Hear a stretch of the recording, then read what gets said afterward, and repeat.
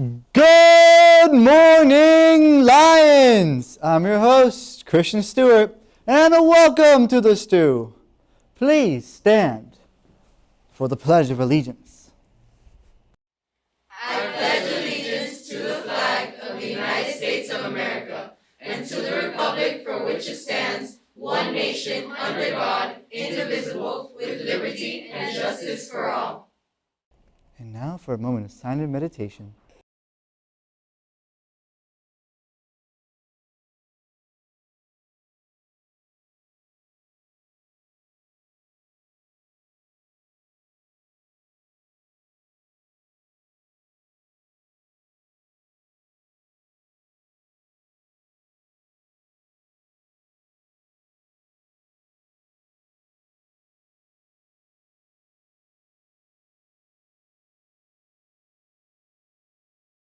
You may now sit and enjoy this week's episode of Mindful Monday with Mr. Cantillo. Good morning, Lions, and welcome to Mindful Mondays. My name is Mr. Alex Cantillo, your trust counselor. And I'm Jasmine Rodriguez, representing Phrase. And today, we are here to talk to you about the differences and similarities between mental health and mental illness. Mental health and mental illness are very different. To say that you have poor mental health is not the same as having mental illness. Everyone has some form of mental health. In fact, the phrase mental health typically refers to a person's state of well-being. More specifically, we think of a person's mind, their thoughts, feelings, and actions. Mental health can vary at various points in a person's life, yet we strive consistently for good mental health as much as we can. Why, you ask? Having good mental health allows us to cope with everyday stresses, be in control of our emotions, and experience good cognitive functioning as well as positive interactions in our lives. Mental health is just like physical health. And just as easily as people can get sick, people can go through poor mental health challenges that test our mental well-being.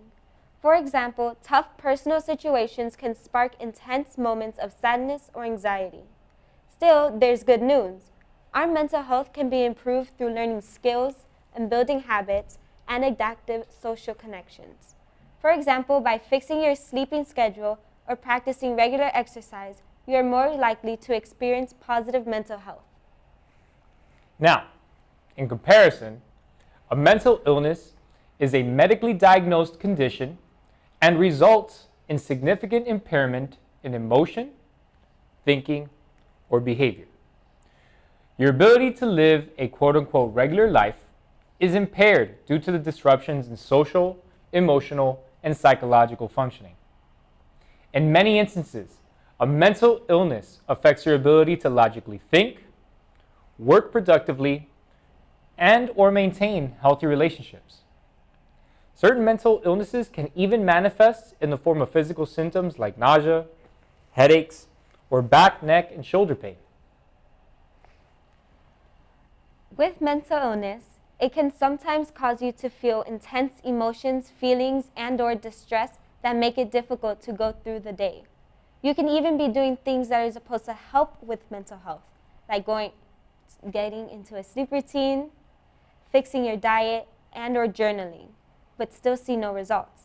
This is why usually to improve mental illness, it requires a professional involvement, whether it be work with a licensed therapist, counselor, or psychologist to talk to and learn about coping strategies that help with everyday life, or meet with a psychiatrist to learn about possible medication. Psychological treatment is critical to overcoming the challenges presented with mental illness. Regarding mental illness, it is important to remember that a diagnosis is not who you are. For example, you are not depressed or schizophrenic. Rather, you are experiencing depression or experiencing schizophrenia. Notice how it is something you are experiencing, not what defines you. Mental illness is certainly something you can overcome. It is possible to improve your mental illness and live with improved mental health, but it takes effort. With that said, please enjoy this quick video on mental health, mental health challenges, and mental illness. Mental health is a word that we are all pretty familiar with nowadays. It's rare that a day goes by without us seeing it somewhere on the TV, in a newspaper, or on our social media feeds. In many ways, it's fantastic that it's getting so much easier for us to talk about mental health. It's not that many years ago that it was something many people felt shameful of, something that we used to whisper about or shy away from, as though mental health was something unspeakable or dangerous. One of the things that we still do get confused about nowadays, though, is terminology. What do we actually mean when we talk about mental health? And where does that fit with phrases like mental health problems, mental illness, well-being and happiness? I think sometimes we get scared about getting the words wrong in case we offend people or make the situation worse for them. Now, for me, it's pretty simple. Like physical health, we all have mental health. We all have good days and we all have bad days. Some days the good days last a while and sometimes the bad days last for quite a while. Our mental health, it's not static, it changes all the time. And even though somebody might be very unwell at some point in their life, that doesn't necessarily mean that they will definitely be that way for the rest of their life. When people are experiencing poor mental health, we call those mental health problems. Now, sometimes that's due to everyday things like stress, grief, or struggling with a particularly difficult situation. It's the things that affect us negatively, but also things that we know eventually will pass. Sometimes, though, the problems are more serious, and they're referred to as a mental illness. Now, these problems are more serious, they're persistent, and they can lead to symptoms that have been recognised by the medical profession. They're being given labels, and there are recommended sets of treatments for those symptoms. There are lots of different mental illnesses. Some have only a really mild impact on a person's ability to manage, through to others that can absolutely devastate an individual's life and make it very difficult for them to function day to day.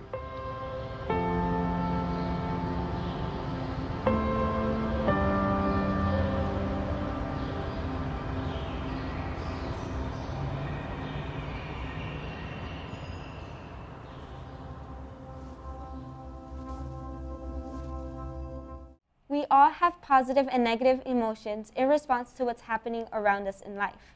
And it is reasonable to experience changes in our mental health.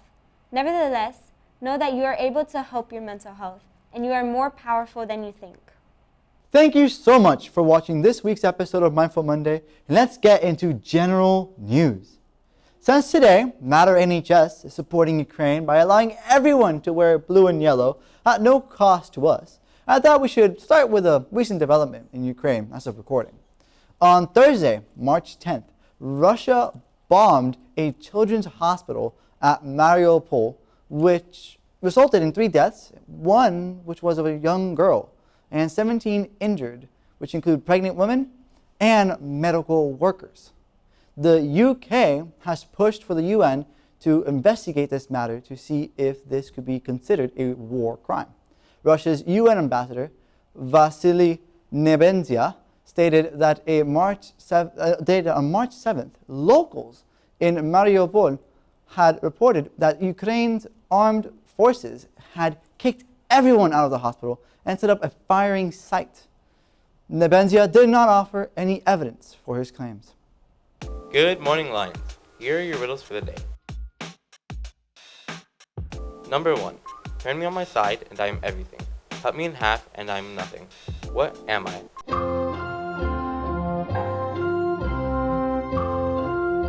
The number 8. You go at red and stop at green. What am I?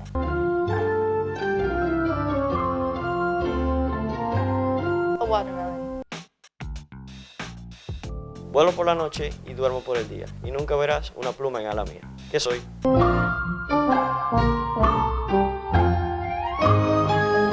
El murciélago. That's all for now. Have a good day. And now let's get into the morning announcements. Class of 2024 is having an end-of-the-year field trip to Busch Gardens on June 8th. Students may begin picking up the field trip forms in room 63. The cheerleaders are hosting an informational meeting for everyone interested in joining today at 2:45 p.m. Now for sports. The girls softball team had 3 games last week. The results are on screen right now. They will also play 2 games this week. The games are also on screen right now. Boys volleyball had 2 games last week. Sadly, they lost both games, but they will play 3 games this week. The games will be against Horeb Christian, Hialeah Gardens, and Miami Beach. Last week, the boys baseball team played 2 games and won both. This week, they will play 2 games also, one against Everglades and the other against St. Brendan. And that is all for today. Thank you for watching this week's episode of The Stew, and we hope you have a fantastic rest of your week. And hey, do you need an ark to save 2 of every animal? I know a guy.